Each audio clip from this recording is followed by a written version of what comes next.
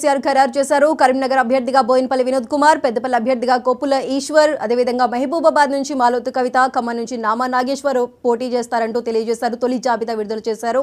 మరి దీనికి సంబంధించి మరింత సమాచారం మా ఇన్పుట్ ఎడిటర్ నవీన్ అందిస్తారు లైవ్ లో. నవీన్ చెప్పండి. బీఆర్ఎస్ అధినేత కేసీఆర్ కొద్దిసేపటి క్రితమే ఇటు ఎంపీలకు సంబంధించినటువంటి మొదటి లిస్టు కూడా విడుదల చేయడం జరిగింది. ఇందులో 4 పేర్లను కూడా చెప్పినటువంటి పరిస్థితి నెలకొంది. అయితే నిన్న కరీంనగర్తో పాటు పెద్దపల్లి లోక్సభ సెగ్మెంట్ సంబంధించినటువంటి వారితోటి సమావేశం నిర్వహించారు. అయితే ఈరోజు ఇటు ఖమ్మంతో పాటు మహబాద్ పార్లమెంట్ సెగ్మెంట్ సంబంధించినటువంటి వారితోటి కేసీఆర్ సమావేశం నిర్వహించి వారికి దిశానిర్దేశం కూడా చేసినటువంటి పరిస్థితి నెలకొంది. అయితే ముఖ్యంగా ఈ ఓటమి విజయం అనేది మాత్రం సాధ్యమే, ఖచ్చితంగా మనకి మంచి రోజులు వస్తాయని చెప్పేసి కూడా కేసీఆర్ అక్కడ ఉన్నటువంటి పార్టీ నేతలతోటి ఈ యొక్క అంశాన్ని కూడా చెప్పడం జరిగింది. ముఖ్యంగా ఇప్పుడు ఉన్నటువంటి పరిస్థితుల్లో కాంగ్రెస్ పార్టీ అధికారంలోకి వచ్చిన తర్వాత వారు ఇచ్చినటువంటి హామీలు అనేక ఉన్నాయి, కానీ కేవలం కొన్ని మాత్రమే అమలయ్యాయి. కాబట్టి ఇప్పుడు ప్రజలకి అర్థమైపోయింది, గతంలో 10 ఏళ్ల పాటు బీఆర్ఎస్ పార్టీ ఉన్నప్పటికీ ఆనాడు జరిగినటువంటి సంక్షేమ పథకాలు కావచ్చు, ఇచ్చినటువంటి హామీలు పూర్తి స్థాయిలో నెరవేర్చామని చెప్పేసి కేసీఆర్ అది గుర్తు కూడా చేసినటువంటి పరిస్థితి నెలకొంది. అయితే ఇప్పుడు బీఆర్ఎస్ ప్రభుత్వం అధికారంలో లేకపోయినప్పుడు కూడా ప్రజల కోసం మనం అందరం కూడా ముందుండి ప్రజల కోసం ఫైట్ చేయాలని చెప్పేసి కూడా బీఆర్ఎస్ పార్టీ అధినేత కూడా చెప్పడం జరిగింది. ఇటు కాంగ్రెస్ పార్టీ ఇచ్చినటువంటి హామీలో కొంతవరకు ఫెయిల్ అవుతున్నటువంటి పరిస్థితి నెలకొంది. ప్రజలందరూ కూడా దీన్ని గమనిస్తున్నారు, దాన్ని మీరు క్యాచ్ చేసుకోవాలని చెప్పేసి కూడా బీఆర్ఎస్ అధినేత కేసీఆర్ కూడా చెప్పినటువంటి పరిస్థితి నెలకొంది. అయితే ఈ మొదటి లిస్టులో మాత్రం 4 పేర్లు కూడా విడుదల చేశారు.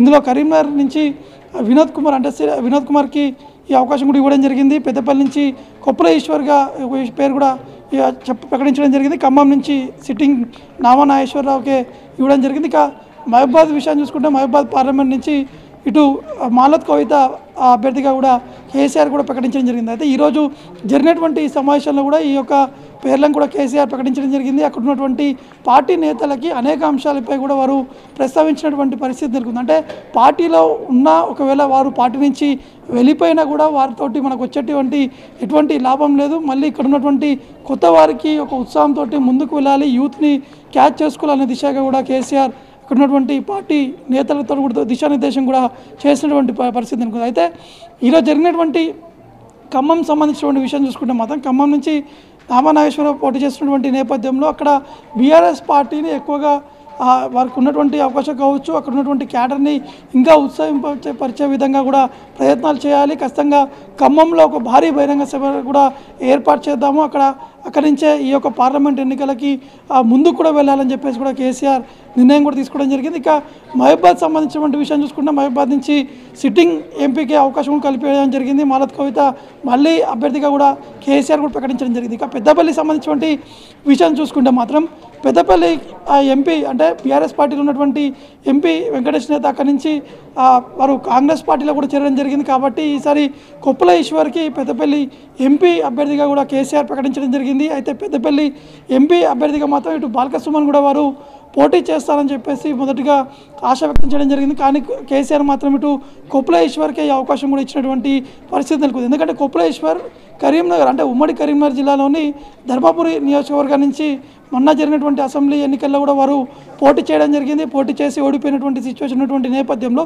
పెద్దపల్లి ఎంపీ టికెట్ కూడా కేసీఆర్ ఇటు కొప్పులేశ్వర్ కూడా ఇచ్చినటువంటి పరిస్థితి నెలకొంది. ఇక కరీంనగర్లో వినోద్ ఈ యొక్క అవకాశం కల్పించారు. గతంలో ఎంపీగా కూడా పనిచేయడం జరిగింది. అతనికి పార్టీలో సీనియర్ నేత, పార్టీలో పట్టున్నటువంటి నేత, కాబట్టి వారికి మళ్ళీ యొక్క అవకాశం కూడా కల్పించినటువంటి పరిస్థితి నెలకొంది. కాబట్టి మిగతా స్థానాలకు సంబంధించి, అంటే మిగతా ఎంపీ సీట్లు ఏవైతున్నాయో వాటి కూడా రోజుకి 2 పార్లమెంట్ సెగ్మెంట్ నేతలతో కూడా కేసీఆర్ ఆ యొక్క సమావేశం కూడా ఏర్పాటు చేస్తున్నారు. అంటే ఇప్పటివరకు 4 పార్లమెంట్ సంబంధించినటువంటి నేతలతో కూడా కేసీఆర్ మాట్లాడారు, వారికి దిశానిర్దేశం కూడా చేయడం జరిగింది.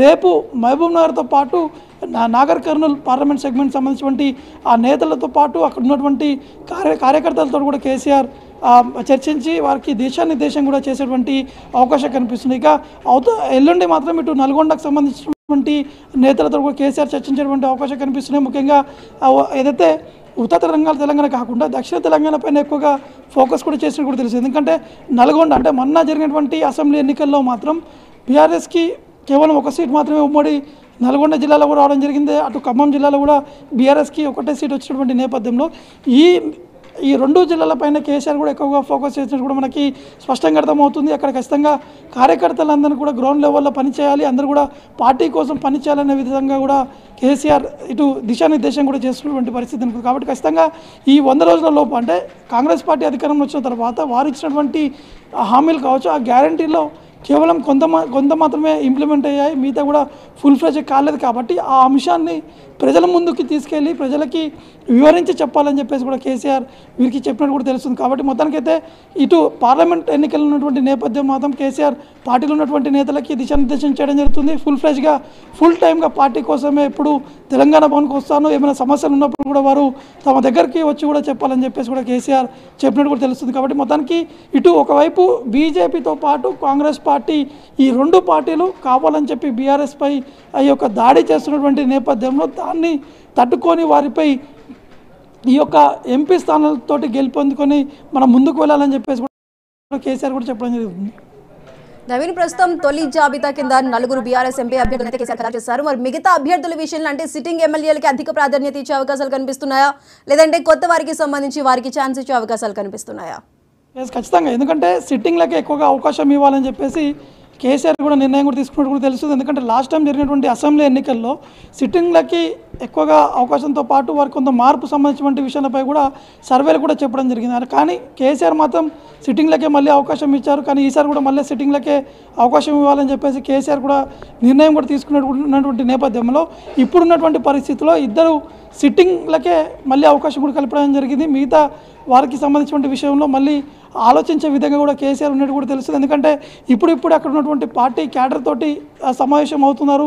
అక్కడ ఉన్నటువంటి తాజా పరిస్థితులపై కూడా కేసీఆర్ అడిగి తెలుసుకున్నటువంటి పరిస్థితి నెలకొంది. ఎందుకంటే ఎన్నికలు జరిగిన తర్వాత రెండోసారి కేసీఆర్ తెలంగాణ భవన్ కూడా రావడం జరిగింది. మొన్న రీసెంట్గా అంటే ప్రమాణ స్వీకారం చేసిన తర్వాత మొదటగా తెలంగాణ భవన్కి వెళ్ళి అక్కడ ఉన్నటువంటి వారితో కూడా చర్చించారు. ఇప్పుడు ఇది రెండోసారి అంటే ఈ పార్లమెంటు సంబంధించిన విషయాలు చూసుకుంటే పార్లమెంట్ సంబంధించిన అంశాలపై 2వ రోజు ఈ చర్చించడం జరుగుతుంది. కాబట్టి రేపు కూడా ఈ మిగతా పార్లమెంట్ సెగ్మెంట్పై కూడా చర్చించిన తర్వాత అక్కడ ఉన్నటువంటి పరిస్థితులు, సర్వేలు ఏం చెప్తున్న అంశాలు, అక్కడ అపోజిషన్ పార్టీలో ఉన్నటువంటి లీడర్లు అంటే ఆ లీడర్ల పరిస్థితి ఏ విధంగా ఉంది, అక్కడ ఉన్నటువంటి క్యాండిడేట్స్ బలం ఏ విధంగా ఉంది అంశాలపై కూడా పూర్తి స్థాయిలో తెలుసుకున్న తర్వాతనే ఈ యొక్క పేర్లు కూడా ప్రకటిస్తున్నట్టు కూడా మనకి స్పష్టంగా అర్థమవుతుంది. కాబట్టి ఇంత కొంత ఆలస్యం జరుగుతున్నట్టు కూడా తెలుస్తుంది. మ్యాక్సిమం ఈ యొక్క 2-3 రోజుల్లోనే పూర్తి స్థాయిలో 17 లోక్సభకు సంబంధించినటువంటి ఆ స్థానాలకు సంబంధించిన అభ్యర్థుల పేరు కూడా ప్రకటన చేసేటువంటి అవకాశాలు మాత్రం స్పష్టంగా కనిపిస్తున్నాయి.